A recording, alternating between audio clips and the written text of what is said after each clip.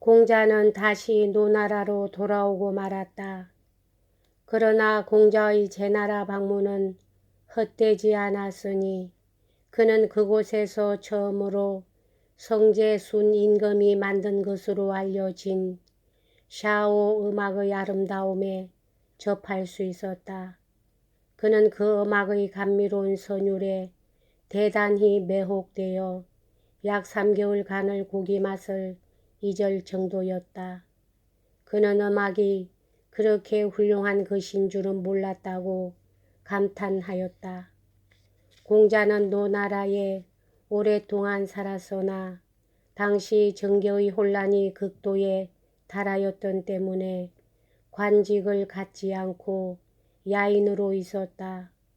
망명 중에 있던 소공이 죽은 뒤 새로 정군이 제후가 되었으나 정군도 또한 강대한 삼공족의 괴뢰일 뿐이었다. 더구나 정세는 더욱 악화하여 사실상 노나라의 독재자가 된 개손의 가신 양호 같은 자는 대신들을 옥에 가두거나 국외로 추방하는 것을 마음대로 하였다. 그러나 서려 기원전 501년 맹의자가 영도하는 3대 공족의 가장들은 양호를 물리치고 그들의 세력을 다시 확립하였다. 전투에 승리한 득택으로 맹의자는 정부의 고관이 되었으며 또한 공자는 맹의자의 스승이었던 때문에 그의 힘을 입어 한 지방의 치안관이 될 수 있었던 것이다. 그 후 곧 공자는 사법대신이라는 중책을 맡게 되었는데 사법대신은 3대 공족의 가장들이 차지한 교육, 상공 및 국방대신 다음가는 중요한 자리였던 것이다. 공자가 관직에 들어왔을 때 진나라의 위대한 정치가 자차는 이미 죽은 지 20여 년이나 되었었다.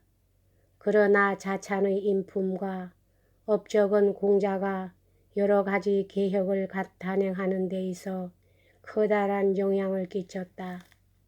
공자는 다음과 같이 자찬을 칭찬하였다.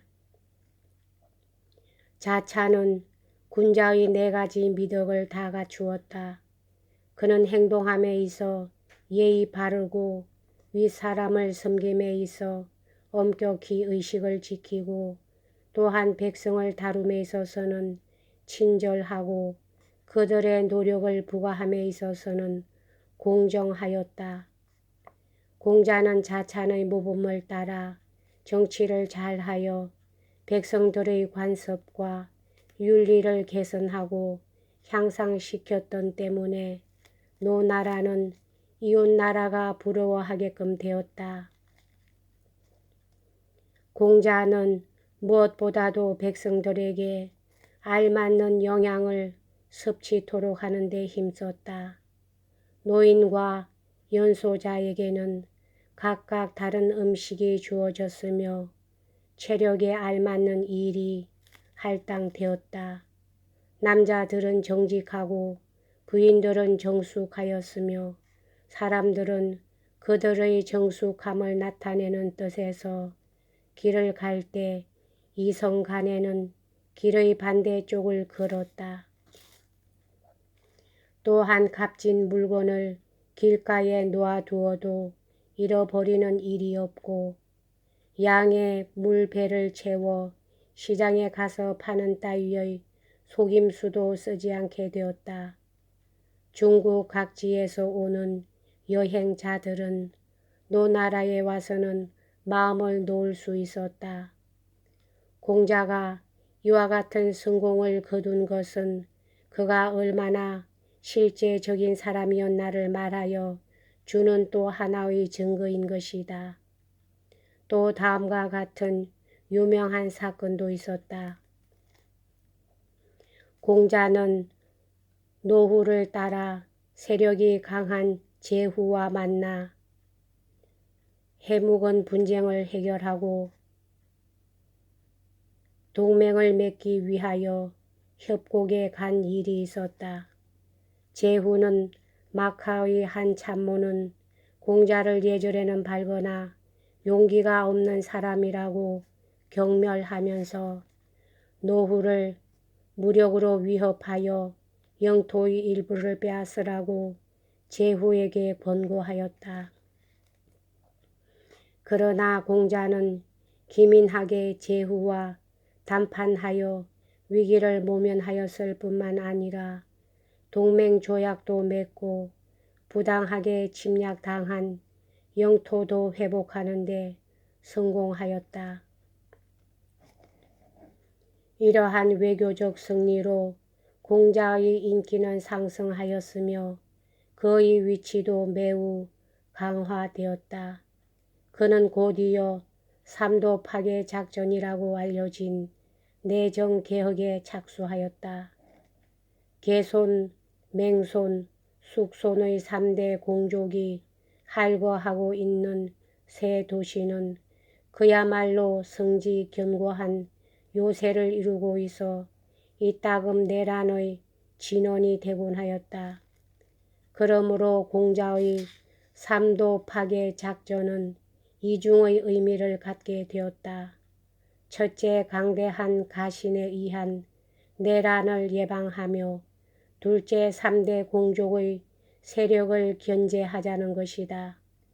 공자는 이 힘든 사업에 정력을 다하여 개손과 숙손이 할거하고 있는 두 요새 도시를 무장해제하는 데 성공하였다.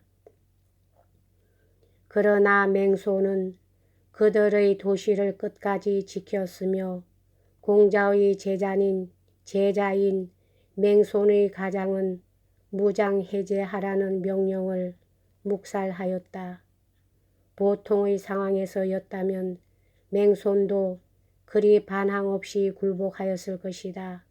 그러나 공자가 노나라를 바로 잡으려고 하자마자 악한 세력들은 그에게 보복하려고 집결하기 시작하였던 것이다. 공자의 내정개혁의 결과 노후의 세력은 증대하였고 대신들의 세력은 약화되기에 이르렀다.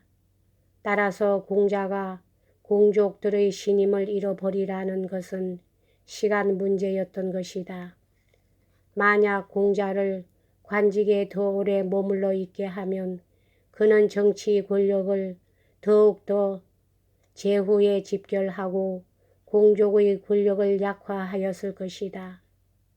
3대 공족 측은 공자의 명령을 두려워하고 그의 인기를 질투하여 점차 그를 불신하고 기피하게 되었으며 마침내는 그에 대한 지지를 아주 철회하여 버렸다.